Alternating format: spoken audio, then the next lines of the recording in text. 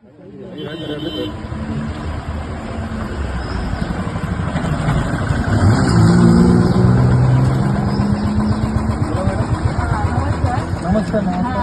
मी तुम्हाला एक विचारते.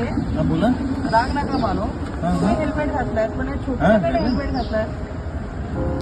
आज तुम्ही गाडी चालवताय, गाडीवरून फिरताय आणि तुम्हाला माहिती आहे हेल्मेटचा काय उपयोग आहे. आपल्या माऊलीने पण आपल्याला सांगितलेलं आहे की हेल्मेट कंपल्सरी वापरायचं आहे. कारण तुम्ही जेव्हा रहदारीच्या रस्त्याला निघता तर आपल्या रस्त्यांमध्ये खूप खड्डे असतात, ट्रॅफिक असतं.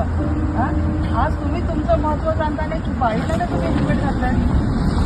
माझ्या सोन्याला मी नाही घातलं, क्षमा मागतो. क्षमस्व. तुम्ही आम्हाला खरंच चांगलं हे सांगितलं.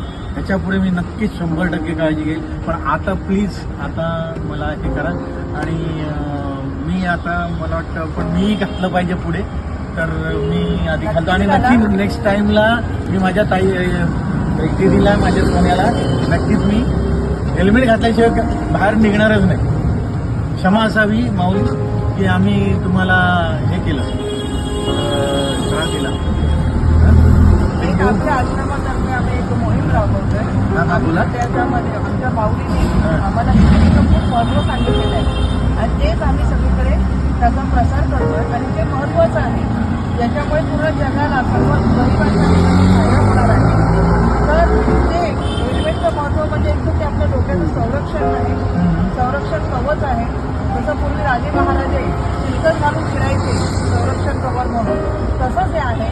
तर ते सेफ्टीसाठी तुम्ही जरूर वापरा आणि पुन्हा अशी घोडचुकी करू नका.